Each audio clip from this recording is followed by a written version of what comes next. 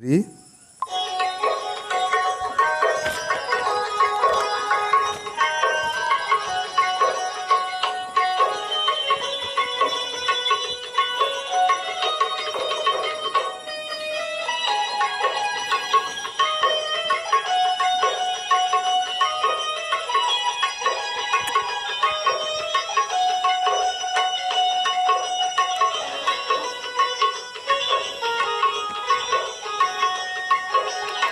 शिव भोले बाबा कैलाश पे दुनिया टिकी है दातायास पे हो। शिव भोले बाबा कैलाश पे दुनिया टिकी है दातायास पे। सुमिरन करे सब तेरा, सुमिरन करे सब तेरा श्रावण मास पे।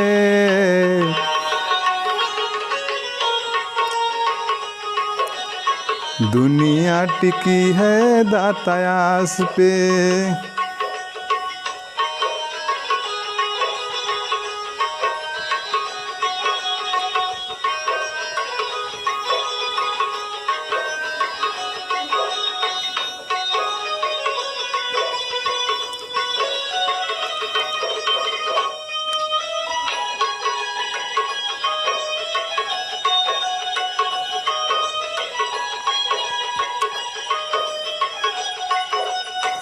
जग के खुशी के कारण, जग के खुशी के कारण लाख करें व्रत मन से पावन, लाख करें व्रत मन से पावन।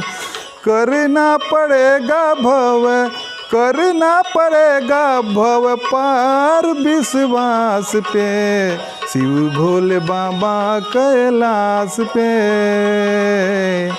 दुनिया टिकी है दातायास पे हो।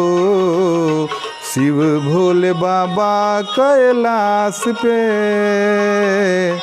दुनिया टिकी है दातायास पे।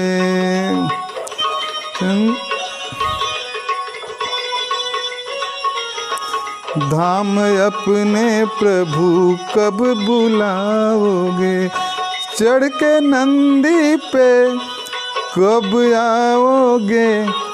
धाम अपने प्रभु तू बुलाओगे। दया के सागर कृपा, दया के सागर कृपा भगवान दास पे। शिव भोले बाबा कैलाश पे दुनिया टिकी है दातायास पे हो। शिव भोले बाबा कैलाश पे दुनिया टिकी है।